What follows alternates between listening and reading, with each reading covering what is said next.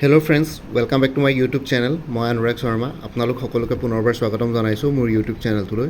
আজি মই আপোনালোকৰ সন্মুখত এটা নতুন ভিডিঅ'লৈ উপস্থিত হৈছোঁ আৰু আজিৰ ভিডিঅ'টোত upcoming child development project officer যোনখন জেনেৰেল নলেজ বা জেনেৰেল ষ্টাডিজৰ পেপাৰ আছে তাৰ কাৰণে কেইটামান ইম্পৰ্টেণ্ট কুৱেশ্যনছ ডিছকাছ কৰিম। চ' ইম্পৰ্টেণ্ট কুৱেশ্যনছকেইটা অলৰেডি APSCৰ বৰ্তমান যোনখিনি পৰীক্ষা হৈ গৈছে অলৰেডি, চ' সেইখিনি পৰীক্ষাতে ইনক্লুডেড হৈ আছে। চ' সেইখিনি কুৱেশ্যনৰ পৰা আই হোপ আপোনালোকৰ দুই এটা যদি ডাইৰেক্টলি বা ইনডাইৰেক্টলি কমনো পৰে তেতিয়াও কামত আহিব। চ' সেইটো কাৰণে মই শ্বেয়াৰ কৰিছোঁ।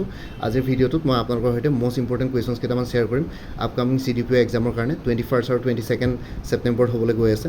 চ' আজি ফাৰ্ষ্ট কুৱেশ্যনটো, identify the correct statements regarding the command area development programme using the codes given below. ঠিক আছে, ইয়াৰ ভিতৰত কুৱেশ্যনটোত কৈছে যে কাৰেক্ট ষ্টেটমেণ্টটো আইডেণ্টিফাই কৰিবলৈ কৈছে ৰিগাৰ্ডিং কমান এৰিয়া ডেভেলপমেণ্ট প্ৰগ্ৰেম। ঠিক আছে, কমান এৰিয়া ডেভেলপমেণ্ট প্ৰগ্ৰেমৰ কাৰণে ডেভেলপমেণ্ট প্ৰগ্ৰেমৰ এগেইনষ্টে কাৰেক্ট ষ্টেটমেণ্ট কি হ'ব সেইকেইটা আইডেণ্টিফাই কৰিব হৈছে। ফাৰ্ষ্ট ষ্টেটমেণ্টটো হ'ল the command area development programme was launch in 1974-75। So' command area development programme launch কৰা হৈছিলে 1974-75ত। ছেকেণ্ড ষ্টেটমেণ্টটো the command area development programme was a centrally sponsored scheme. So' command area development প্ৰগ্ৰেমটো centrally sponsored scheme হয় নে নহয় সেইটো কৈছে ইয়াতে। চেণ্ট্ৰেলি স্পনচাৰ্ড স্কিম হয় বুলি কৈছে।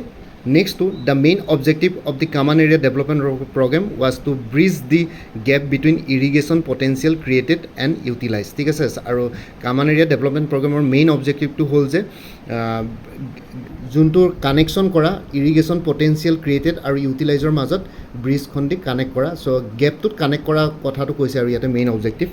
4 নম্বৰটো হ'ল the programme was restructured and rename as command area development and water management programme from 1 April 2024। So' command area development প্ৰগ্ৰেমটোক rename কৰা হৈছে, ৰিষ্ট্ৰাকচাৰ্ড আৰু ৰিনেম কৰা হৈছে command area development and water management programme বুলি ফ্ৰম 1 এপ্ৰিল 2024 আৰু এব্ৰিভিয়েটেড ফৰ্মত CADWM। ঠিক আছে, ইয়াৰ ভিতৰত কোনকেইটা ষ্টেটমেণ্ট কাৰেক্ট এইটো সুধিছে। ইয়াতে আপোনালোকে প্ৰথমতে কুৱেশ্যনটো দিছে আইডেণ্টিফাই দি কাৰেক্ট ষ্টেটমেণ্টছ। ত' প্ৰথম কোডকেইটা হ'ল যে ষ্টেটমেণ্ট A2 হ'ল 1 অনলি, B2 হ'ল 1 and 3 অনলি, C2 হ'ল 3 and 4 অনলি আৰু D2 হ'ল অল অফ দি এবভ। চ' ইয়াতে কাৰেক্ট এনচাৰটো হ'ব all of the above. D2 correct answer হ'ব। ইয়াতে যিমানকেইটা ষ্টেটমেণ্ট আছিলে কমান এৰিয়া ডেভেলপমেণ্ট প্ৰগ্ৰেমৰ এগেইনষ্টে, চ' সেই গোটেইকেইটা ষ্টেটমেণ্টে কাৰেক্ট হয়। Command area development programme was launch in 1974-75। Command area development programme was a centrally sponsored scheme. The main objective of the command area development programme was to bridge the gap between irrigation potential created and utilise. আৰু command area the programme was restructure and rename as command area development and water management programme from 1 April 2024। So' ইয়াতে all of the above, option D will be the correct answer. Next to who among the following is not in the list of legendary kings of Kamarupa. ইয়াৰ ভিতৰত কোনজন লেজেণ্ডেৰী কিঙৰ লিষ্টত, কামৰূপৰ লেজেণ্ডেৰী কিঙৰ লিষ্টত নাম নাছিলে। ঠিক আছে, ইয়াৰ ভিতৰত 4জন ৰজাৰ নাম দিছে, ইয়াৰ ভিতৰত কোনজন কামৰূপৰ লেজেণ্ডেৰী কিংছ নহয় সেইটো সুধিছে। প্ৰথমটো হ'ল মহিৰংগ দানৱ, অপশ্যন বিটো হ'ল হেমু দানৱ, চিটো হ'ল চাম্বাৰাচুৰা আৰু অপশ্যন ডিটো হ'ল হাটাকাচুৰা। ঠিক আছে, ইয়াতে যদি আমি জানো মহিৰংগ দানৱ কামৰূপৰ লেজেণ্ডেৰী কিং হয়, চাম্বাৰাচুৰাটো হয়, হাটাকাচুৰটো হয়, কিন্তু হেমু দানৱ বুলি কোনো তেনেকুৱা ৰজা নাছিলে, লেজেণ্ডেৰী কিং নাছিলে। নট বুলি লিখিছে, কোনজন নহয় বুলি কৈছে। চ' এনচাৰটো হ'ব অপশ্যন বি। ঠিক আছে, হেমু দানৱ was not a legendary king of ancient Kamarupa. Next to question number নেক্সটটো ইয়ালৈ আহিছোঁ। Consider the following pairs. ঠিক আছে, ইয়াতে 4খন কিতাপৰ নাম দিছে, লগতে ৰাইটাৰ দিয়া আছে। ইয়াৰ ভিতৰত কোনকেইটা পেয়াৰ কাৰেক্ট সুধিছে। Which of the above pairs is are correctly মেটছ, কোনকেইটা কাৰেক্টলি হৈছে। CUK Banabhatta, Harshacharita Hiuen Tsang, Tarikh al Hind Alberuni আৰু ৰাজা তাৰেংগনী কালহানা। চ' ইয়াতে যদি মই কাৰেক্ট এনচাৰটো যদি কওঁ তেতিয়াহ'লে অপশ্যন চিটো হ'ব 3 আৰু 4। ঠিক আছে, তাৰিক আল হিন্দখন অলবিৰণীয়ে লিখিছিলে, অলবিৰণীয়ে লিখিছিলে আৰু ৰাজা তাৰেংগনীটো কালহানাই লিখিছিলে, কাশ্মীৰৰ ৰজাৰ কাহিনী। So' option C will be the correct answer. Correctly matches হৈছে 3 আৰু 4 হ'ব। ঠিক আছে, option C will be the correct answer. Alberuni আৰু ৰাজা তাৰেংগনী কালহানা এইকেইটা কাৰেক্ট হয়, কিন্তু CUKটো হিউনচাঙে লিখিছিলে, চ' বানভট্ট নহয়, আৰু হৰ্ষাচৰিটো বানভট্টই লিখিছিলে। চ' ইয়াতে অলপ মিছমেচ হৈ আছে। CUKটো হিউনচাং হ'ব লাগিছিলে যোনটো 2 নম্বৰত আছে, আৰু হৰ্ষাচৰিতখন বানভট্টই লিখিছিলে। ঠিক আছে, চ' ইয়াতে অপশ্যন 3 আৰু 4টো কাৰেক্ট হ'ব। Option C will be the correct answer. Next to তৃতীয় Yandabo was sign on. So' Yandabo সন্ধি কেতিয়া স্বাক্ষৰ কৰা হৈছিলে, কেতিয়া চাইন কৰা হৈছিলে। অপশ্যনকেইটা দিয়া আছে। অপশ্যন এ 24 ফেব্ৰুৱাৰী 1826, 14 ফেব্ৰুৱাৰী 1826, 24 মাৰ্চ 1826 আৰু 14 মাৰ্চ 1826। চ' ইয়াতে কাৰেক্ট এনচাৰ হ'ব 24 ফেব্ৰুৱাৰী 1826। ঠিক আছে, তৃতীয় ইয়াণ্ডাবু ৱাজ চাইন অন। চ' 24 ফেব্ৰুৱাৰী 1826, 1826 চনৰ 24 ফেব্ৰুৱাৰীত তৃতীয় ইয়াণ্ডাবুখন স্বাক্ষৰ কৰা হৈছিলে।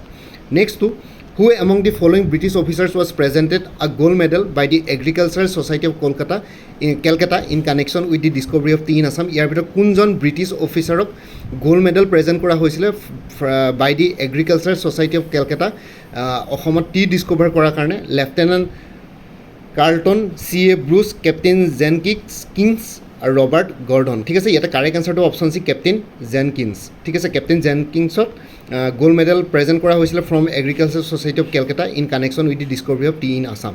ঠিক আছে, আপোনালোকে বহুতে ব্ৰুচ বুলি ভাবিব কাৰণ আলেকজেণ্ডাৰ ৰবাৰ্ট ব্ৰুচে টি প্ৰথম হেৰি কৰিছিলে, কিন্তু ইয়াতে একচুৱেলি কেপ্টেইন জেনকিন্সকহে ইয়াতে দিয়া হৈছিলে গোল্ড মেডেলটো, কাৰণ কেপ্টেইন জেনকিন্সে একচুৱেলি প্ৰথমতে আলেকজেণ্ডাৰ ৰবাৰ্ট ব্ৰুচে অভিয়াছলি টি ডিস্কভাৰ কৰিছিলে, কিন্তু জেনকিন্সে প্ৰথম যেতিয়া এই চিংফো ট্ৰাইববিলাক আছিলে তেওঁলোকৰ পৰা এইখিনি বস্তু ইনফৰ্মেশ্যন গোটাইছিলে যে চাহ গজিব পাৰে অসমত, তেনেকুৱা পটেঞ্চিয়েল আছে। চ' তেনেকুৱা ধৰণৰ আৰু কি বুলি কয় সেই তেনেকুৱা ধৰণৰ কিবা ইনফৰ্মেশ্যন আছিলে, আপোনালোকে আৰু এবাৰ ৰিচেক কৰি ল'ব বস্তুটো। Next to city life began in Mesopotamia. The land lies between two rivers. The rivers are ঠিক আছে। চ' প্ৰথম চিটি লাইফ বিগান হৈছিলে মেছাপটামিয়াত। ঠিক আছে, আৰু মেছাপটামিয়া যোনখন চহৰ আছিলে সেইখন জেগাডোখৰ দুখন নদীৰ মাজত আছিলে। সেই নদী দুখনৰ নাম কি ইয়াতে সুধিছে। প্ৰথমটো হ'ল ইউফ্ৰেটিছ এণ্ড টিগ্ৰিছ এণ্ড বাৰেজ দি চামেৰা আৰু বাৰেজ দি কুট।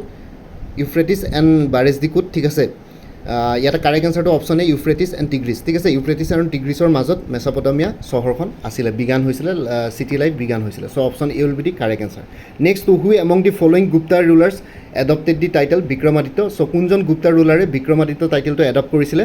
চ' ইয়াতে কাৰেক্ট এনচাৰটো হ'ব option C, option B, option C Samudragupta 2 340 to 412। ঠিক আছে, চন্দ্ৰগুপ্তা 2ক বিক্ৰমাদিত্য বুলি কোৱা হয়। চন্দ্ৰগুপ্তা 1 নহয়, সমুদ্ৰগুপ্তা 2 ইণ্ডিয়ান নেপোলিয়ন বুলি কোৱা হয়।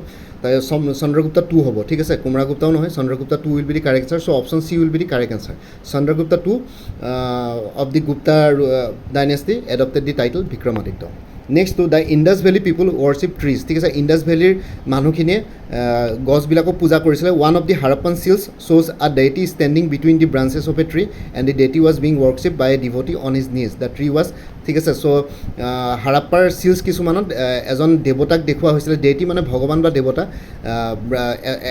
এজোপা গছৰ ডালবিলাকৰ মাজত ষ্টেণ্ড হৈ থকা দেখাইছিলে, আৰু সেই ডিভটিজনকে, সেই ভগৱানজনকে বা দেৱতাজনকে, ডেইটিজনকে ৱৰ্কশ্বিপ কৰিছিলে এজন ডেইটিয়ে আঁঠু কাঢ়ি পেলাই। ঠিক আছে, আঁঠু কাঢ়ি পেলাই। চ' তাতে হাৰাপ্পান চিলছ এটাত সেই তেনেকৈ দেখুওৱা আছিলে গোটেই বস্তুটো, ফুটেজটো। সেই ট্ৰীজোপা কি আছিলে? চ' এনচাৰটো হ'ব পিপল ট্ৰী। ঠিক আছে, option C will be the correct answer. So' সেইটো কাৰণে ইণ্ডাছ ভেলী চিভিলাইজেশ্যনৰ পৰা আমাৰ চাব গ'লে হিন্দু ধৰ্মটোৰ ৰিভাইভেল হ'ল। চ' হিন্দু ধৰ্মটোৰ যেতিয়া ৰিভাইভেল হৈছিলে তেতিয়া পিপল ট্ৰী এতিয়াও আমি পবিত্ৰ বুলি ভাবোঁ। চ' সেই তেনেকৈ আৰম্ভ হৈছিলে আৰু পিপল ট্ৰী হয়।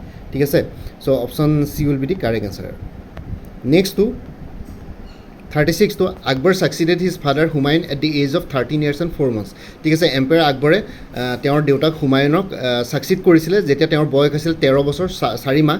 The military commander Bairam Khan was guardian chief mentor and advisor of Akbar. So' Akbar যিহেতু সৰু আছিলে যেতিয়া হুমায়ুনক ছাকচিড কৰিছিলে তেতিয়া তেওঁক গাইড কৰিছিলে বা গাৰ্ডেন হিচাপে মেণ্টৰ আছিলে, এডভাইজাৰ আছিলে বেৰম খান। ঠিক আছে, দ্য মিলিটাৰী কমাণ্ডাৰ আছিলে হুমায়ুনৰ, আৰু হুমায়ুনৰ পিছত আকবৰে যেতিয়া নিজৰ দেউতাকক যেতিয়া ছাকচিড কৰিছিলে মোগল থ্ৰনলৈ তেতিয়া মিলিটাৰী কমাণ্ডাৰ বেৰম খানে তেওঁৰ গাৰ্ডেন হিচাপে, চিফ মেণ্টৰ হিচাপে আৰু এডভাইজাৰ হিচাপে আকবৰৰ লগত আছিলে। কিন্তু ছাবচিকুৱেণ্টলি বেৰম খানক অফিচৰ পৰা ডিছমিছ কৰিলে। কোনে? এনচাৰটো হ'ব আকবৰ। ঠিক আছে, আকবৰে ডিছমিছ কৰিলে তেওঁক পিছত। চ' সেইটো এটা বেলেগ কাহিনী আছে। চ' ইয়াত আৰু বেছিকৈ এক্সপ্লেইন নকৰোঁ। So' Bairam Khan was dismiss from his office by. So' ইয়াতে হ'ব এনচাৰ আকবৰ। ঠিক আছে, বাকীকেইটা অপশ্যন নহয়। নেক্সট কুৱেশ্যনটো ছত্ৰপতি শিৱাজী killed an adversary with a baghnakh at the foot of the Pratapgarh Fort in the present day Satara district of Maharashtra. The adversary killed was. So Chhatrapati Shivaji এজন এডভাৰ্চাৰী মানে এজন কম্পিটিটৰ। ঠিক আছে, এজন দুশ্মন বা কম্পিটিটৰ আছিলে। চ' বাঘনখ বুলি এটা হেৰি আছিলে। চ' আপোনালোকৰ এটা ৱেপন হয়, ৱেপন মানে কি হাতত পিন্ধি ল'ব পাৰে, সেইটোৱেদি মাৰি পেলাই পাঞ্চ কৰি পেলাই বা কিবা কৰি তেনেকৈ মাৰে মানুহ। চ' বাঘনখেদি এডভাৰ্চাৰীজনক মাৰিছিলে ছত্ৰপতি শিৱাজীয়ে, আৰু সেই জেগাটো আছিলে ফুট আছিলে প্ৰতাপগড় ফৰ্টৰ একেবাৰে তলত। এতিয়া বৰ্তমান ছাটাৰা ডিষ্ট্ৰিক্টত পৰে মহাৰাষ্ট্ৰত সেই জেগাডোখৰ প্ৰতাপগড় ফৰ্টৰ। ফ'ৰ্ট যোনডোখৰ জেগাত মাৰিছিলে চ' সেই এডভাৰ্চেৰীজন কোন আছিলে ছত্ৰপতি শিৱাজীয়ে মৰা চ' এনচাৰটো হ'ব আফজল খান ঠিক আছে option D will be the correct answer so' Afzal খানক মাৰিছিলে next to 38 the premier set the Dafla miscreants can be captured only if an elephant can enter into a rat hole. This statement is attributed to so এইটো এটা statement আছিলে এজন প্ৰিমিয়াৰে দিছিলে আহোমৰ দিনৰ এজন প্ৰিমিয়াৰে দিছিলে ডাফলা মিছক্ৰেণ্টছবিলাকক কেপচাৰ কৰিব পাৰিব যদিহে এটা হাতীয়ে নিগনিৰ গাঁতত সোমাব পাৰিব তেনেকুৱা ধৰণৰ এটা ষ্টেটমেণ্ট আছিলে বা কোটেশ্যন আছিলে this statement is attributed to কোনে দিছিলে চ' এনচাৰটো অতনু বুঢ়াগোহাঁই ঠিক আছে option A will be the correct answer so' Atanu Buragohain এই ষ্টেটমেণ্টটো দিছিলে চ' এইখিনি আছিলে most important questions on general knowledge CDPO পৰীক্ষাৰ প্ৰস্পেক্টিভৰ ফালৰ পৰা যিহেতু পৰীক্ষা আহি আছে চ' সেইটো কাৰণে অলপ ডিছকাছ কৰিলোঁ তেনেকৈ আৰু কেইটামান ভিডিঅ'জ বনাম আপোনালোকে যিহেতু অলৰেডি প্ৰিপেৰেশ্যন কৰি আছে কিন্তু এইখিনিৰ পৰা আৰু অলপ আপোনালোকে গাইডেঞ্চ পাব পাৰে চ' এইখিনিয়ে জনালোঁ এইখিনি ভিডিঅ' শ্বেয়াৰ কৰিলোঁ বাকী আৰু আপকামিং ভিডিঅ'ছ আহি থাকিব বাৰু আৰু বাকী আপোনালোকে যদি কোনোবাই যদি বাকী অন্য এক্সামছবিলাকৰ কাৰণে প্ৰিপেৰেশ্যন কৰি আছে তেনেহ'লে কৰ্চেছ এভেইলেবল আছে আৰু কোনোবাই যদি আগতে মোৰ পৰা কিবা কৰ্চ লৈ থৈছিলে এবাৰ জনাই দিব কোনটো কৰ্চ লৈ থৈছিলে তেতিয়া সেইখিনি কৰ্চৰ মেটেৰিয়েলছ বাদ দি যোনখিনি এডিশ্যনেল মেটেৰিয়েলছ লাগে সেইখিনি ল'লেই হ'ল APSC ষ্টেন'গ্ৰাফাৰ গ্ৰেড 2ৰ কাৰণে ফুল কৰ্চ এভেইলেবল আছে 300ত এইটো আছাম ছেক্ৰেটেৰিয়েটৰ আণ্ডাৰত পষ্ট ওলাইছিলে এইটো ষ্টেন'গ্ৰাফাৰ গ্ৰেড 2 হয় গ্ৰেড 3 নহয় গ্ৰেড 3টো আছাম ডাইৰেক্ট ৰিক্ৰুটমেণ্টতো আছে কিন্তু এইটো গ্ৰেড 2 মানে গেজেটেড অফিচাৰ হয় চ' সেইটো কাৰণে APSC কণ্টাক্ট কৰিছে আছাম ছেক্ৰেটেৰিয়েটৰ কাৰণে APSC এনফৰ্চমেণ্ট ইনস্পেক্টৰ ফুল কোৰ্চ এভেইলেবল আছে 375ত এতিয়া অনলাইন এপ্লিকেশ্যন চলি আছে 20 তাৰিখলৈকে আছে ছেপ্টেম্বৰ 20লৈকে অনলাইন এপ্লিকেশ্যন আছে APSC assistant accounts officer APDCL AGCLৰ কাৰণে ফুল কোৰ্চ এভেইলেবল আছে জেনেৰেল ইংলিছ জেনেৰেল নলেজ আৰু মেথমেটিক্স ডেছক্ৰিপটিভ তিনিখন পেপাৰৰ ওপৰত 400 ৰুপিছত আৰু কোনোবাই যদি একাউণ্টেঞ্চি কোৰ্চ ছাবজেক্ট হিচাপে ল'ম বুলি ভাবিছে তেতিয়াহ'লে এক্সটাৰ্নেল লিংক শ্বেয়াৰ কৰিম সেইটো ফ্ৰীলি এভেইলেবল আছে তাৰ কাৰণে কোনো পে'মেণ্ট কৰিব নালাগে just general English general knowledge আৰু মেথমেটিক্স ডেছক্ৰিপটিভ এই তিনিখন পেপাৰৰ কষ্ট হ'ব 400ত APSC CC প্ৰিলিমিনাৰী 2024-25ৰ কাৰণে ফুল কোৰ্চ এভেইলেবল আছে 400ত আৰু APSC CDPO পৰীক্ষা যিহেতু আহি আছে চাইল্ড ডেভেলপমেণ্ট প্ৰজেক্ট অফিচাৰ ফুল কোৰ্চ এভেইলেবল আছে জেনেৰেল ইংলিছ আৰু জেনেৰেল নলেজ দুইখন পেপাৰৰ ওপৰত 300 ৰুপিছত এভেইলেবল আছে আৰু আপোনালোকৰ অপশ্যনেল ছাবজেক্ট কি এবাৰ জনাই দিব এক্সটাৰ্নেল লিংক এভেইলেবল আছে এইটো ফ্ৰীলি এভেইলেবল যোনটো অপশ্যনেল ছাবজেক্ট আছে সেইটো যদি এক্সটাৰ্নেল লিংক কিবা এভেইলেবল আছে তেতিয়াহ'লে মই শ্বেয়াৰ কৰিম আপোনালোকে এবাৰ জনাই দিব কোৰ্চটো কিনিলে সেইটো ফ্ৰীলি পাই যাব নেক্সটটো হ'ল আছাম ডাইৰেক্ট ৰিক্ৰুটমেণ্ট ADRE 2.0 ফুল কোৰ্চ এভেইলেবল আছে 350 যিহেতু গ্ৰেজুৱেট লেভেলৰ পৰীক্ষা 29 ছেপ্টেম্বৰত হ'বলৈ গৈ আছে উমেন এণ্ড চাইল্ড ডেভেলপমেণ্টৰ ষ্টেটিষ্টিকেল এছিষ্টেণ্টৰ ফুল কোৰ্চ এভেইলেবল আছে 350 আছাম পুলিচ SI কনষ্টেবলৰ অন্যান্য পষ্টসমূহৰ কাৰণে ফুল কোৰ্চ এভেইলেবল আছে 350 APSC টুৰিজিম ডেভেলপমেণ্ট অফিচাৰ ফুল কোৰ্চ এভেইলেবল আছে 300ত আৰু কাৰেণ্ট এফেয়াৰ্ছখিনি আপোনালোকক প্ৰত্যেক মাহে শ্বেয়াৰ কৰা হ'ব লাইফ টাইমৰ কাৰণে একো ফাৰ্ডাৰ পে'মেণ্ট নকৰাকৈ জাষ্ট আপোনালোকে ৰিমাইণ্ডাৰ মেছেজ এটা হোৱাটছএপত প্ৰত্যেক মাহৰ ষ্টাৰ্টিঙতে দিলে হ'ল এতিয়া বৰ্তমান কাৰেণ্ট এফেয়াৰ্ছ জানুৱাৰী 2023 পৰা আগষ্ট 2024লৈকে কভাৰ কৰা হৈছে আৰু কাৰেণ্ট এফেয়াৰ্ছ আপোনালোকে 2023 পৰা চাবই লাগিব APSC অলপ পুৰণা পেপাৰো কুৱেশ্যনো কাটিছে চ' সেইটো কাৰণে আপোনালোকে চাবই লাগিব আৰু লগতে ছেপ্টেম্বৰ মাহটো কমপ্লিট হোৱাৰ পিছত অক্টোবৰত আপোনালোকে কাৰেণ্ট এফেয়াৰ্ছখিনি পাই যাব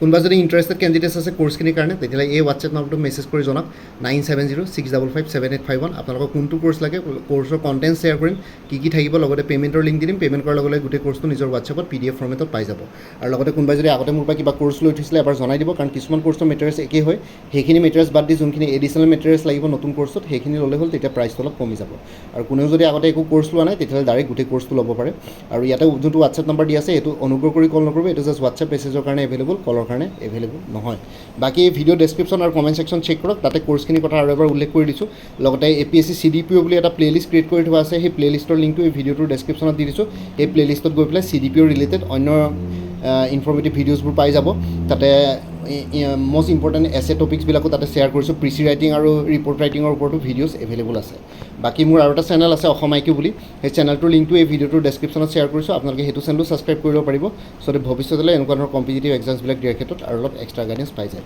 বাকী মোৰ ভিডিঅ'জবোৰ চাই যদি ভাল পায় মোৰ চেনেলটো ছাবস্ক্ৰাইব কৰি ল'ব আৰু লগতে আপোনালোকৰ যিমানখিনি ফেমিলি ফ্ৰেণ্ডছ ৰিলেটিভছ আৰু চিনাকি এক্সপিৰিয়েঞ্চ আছে তেওঁলোকৰ লগত মোৰ চেনেলটো শ্বেয়াৰ কৰিব লগতে কমেণ্ট ছেকশ্যনত জনাব কিবা যদি কুৱেশ্যন থাকে ডাউট থাকে মই নিশ্চয় আপোনালোকৰ কুৱেশ্যনছ আৰু ডাউটছবিলাকৰ ৰিপ্লাই দিবলৈ চেষ্টা কৰিম বাকী আজিৰ ভিডিঅ'টো ইমানতে সমাপ্ত কৰি আপোনালোক সকলোৰ পৰা বিদায় ল'লোঁ কাইলৈ পুনৰ এটা নতুন ভিডিঅ' লৈ আপোনালোকৰ সন্মুখত উপস্থিত হ'ম তেওঁলোকে ভালকৈ প্ৰিপেৰেশ্যন কৰি থাকক সকলোৱে অল দি বেষ্ট থাকিলে bye and take care friends Bharat Mata কি জয় জয় আই অসম